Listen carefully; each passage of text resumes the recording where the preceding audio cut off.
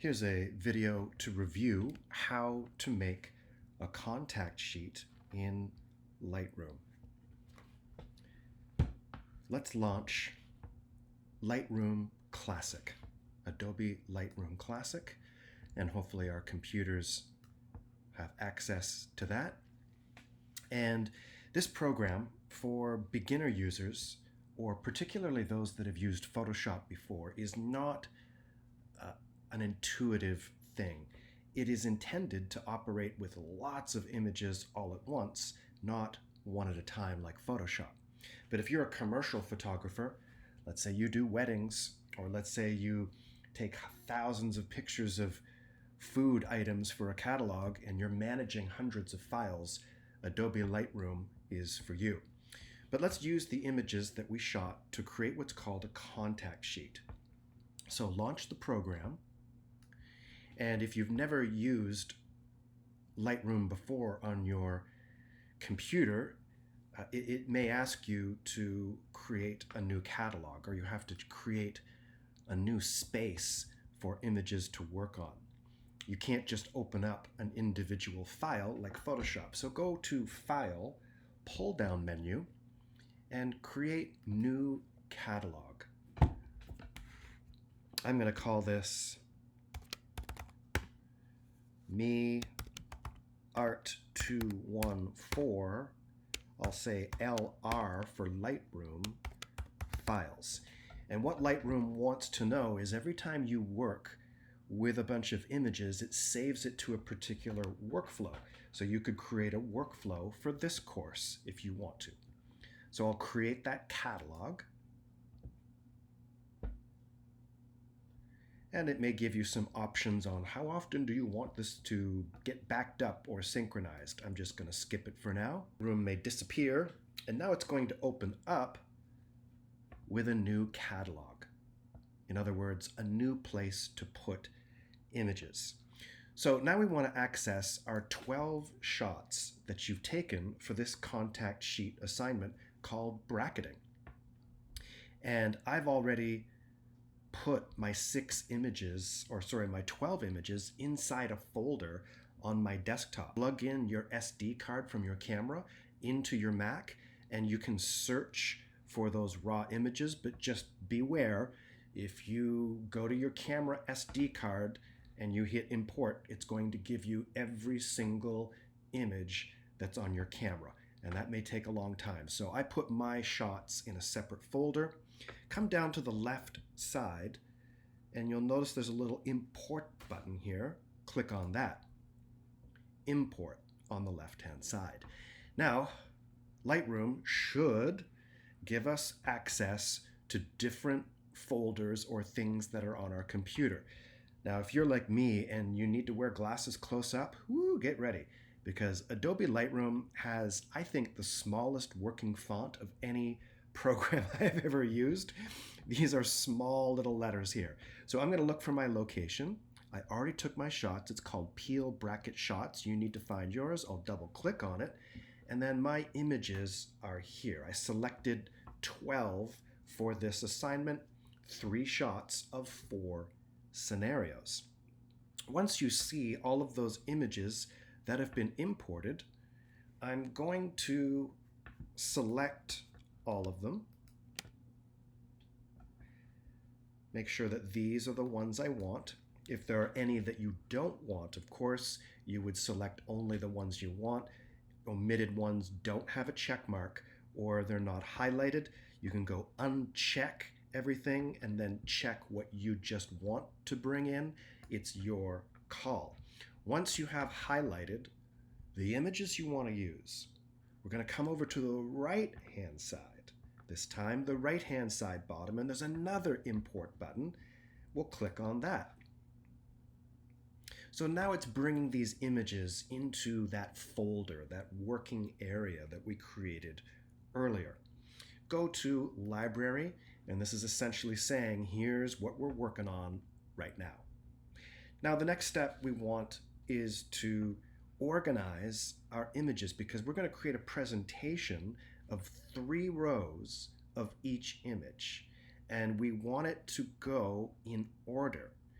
So we don't want our images all mixed up, and you may need to select these and move them around to the location that you need so that when we make our contact sheet, we've got our ducks in a row, literally, figuratively.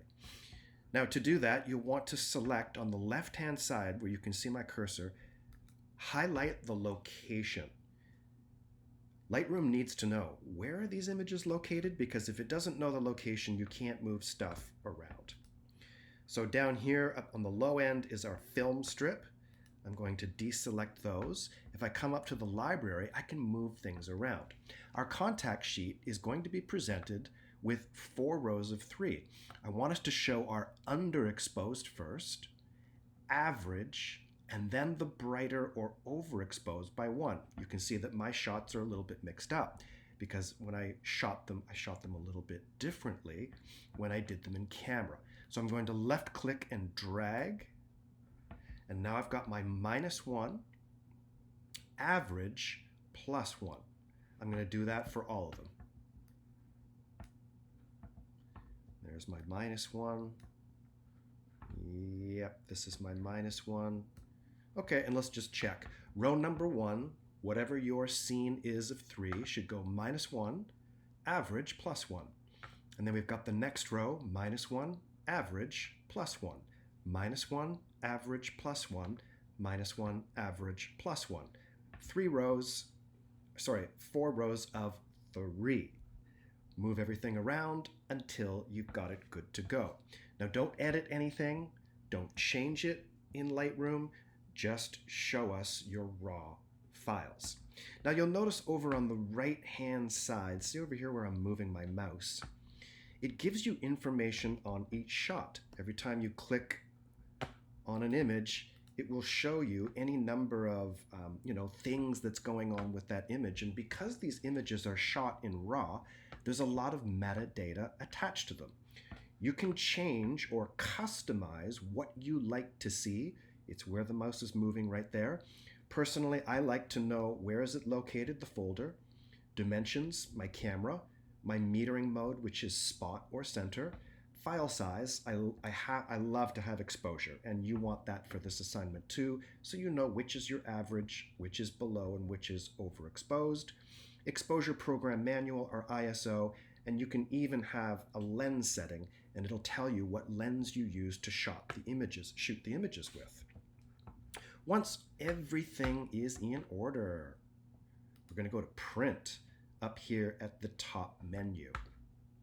Instead of library, we'll go to print. Now over on the left-hand side where my mouse is moving, you're going to see some contact sheet templates. This is what we're going to create, a contact sheet. Just for the sake of ease and speed, why don't we select 5x8 contact sheet example. Once that happens, I can see, oh wait, what's going on? I've only got one image in my contact sheet. Well, we come down to the film strip, which is all the little thumbnails at the bottom. Select all of them by pressing Command, holding Command and going over and over again, or left click Shift and get them all activated.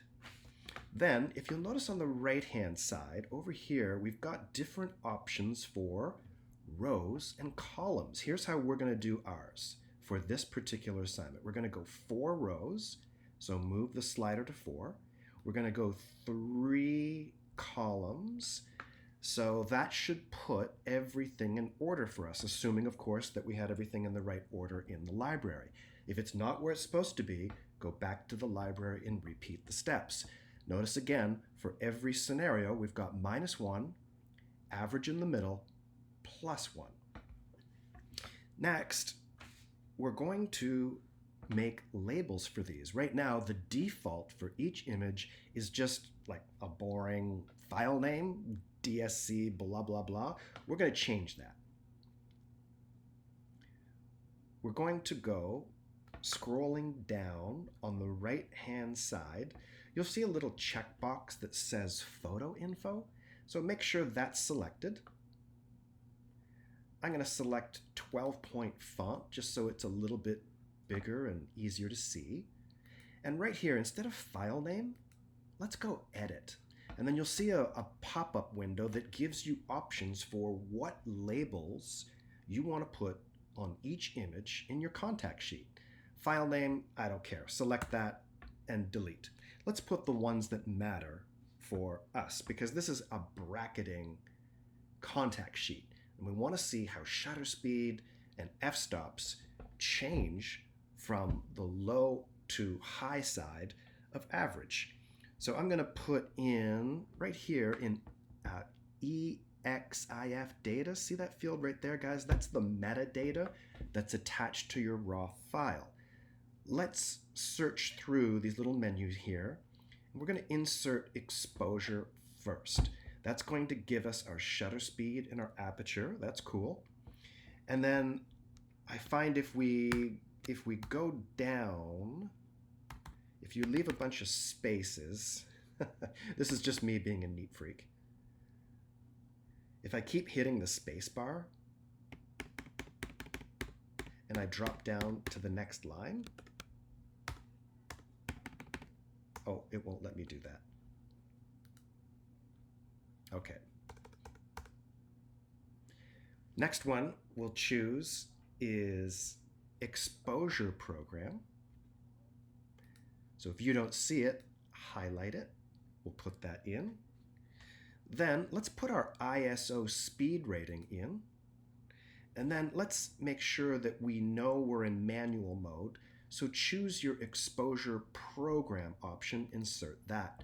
So up at the top, we should say exposure, exposure program, ISO. Oh, I made a mistake. Meter mode.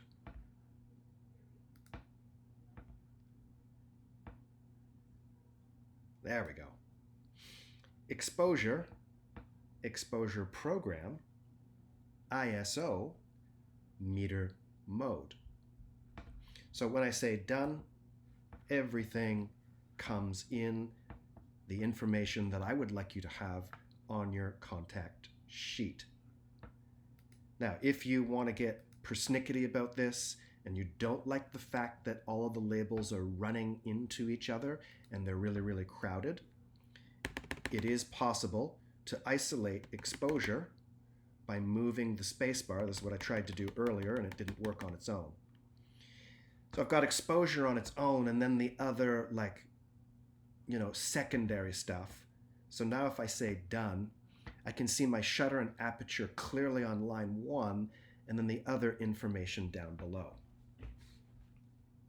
Next, we're going to scroll down to a little area that says printer. It's on the bottom right side over here where the mouse is moving. And instead of printer, we want JPEG file. Make sure the resolution is 300 ppi, that's pixels per inch. Make sure the JPEG quality is 100. And while we're at it, let's change it to Adobe RGB because that's the profile with our cameras that we're working in.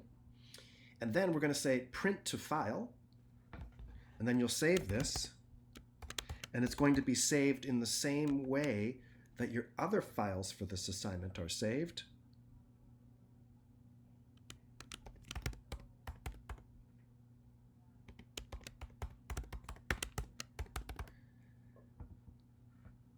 And when it saves, it'll be a JPEG.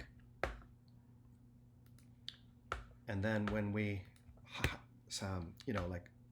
click on that JPEG file, we'll see our presentation ready to go. So what you'll want to do, of course, is upload all of your raw file shots, all 12 of them, number each one just like it says in the details of the assignment, and then your 13th file will be a JPEG that's this guy right here.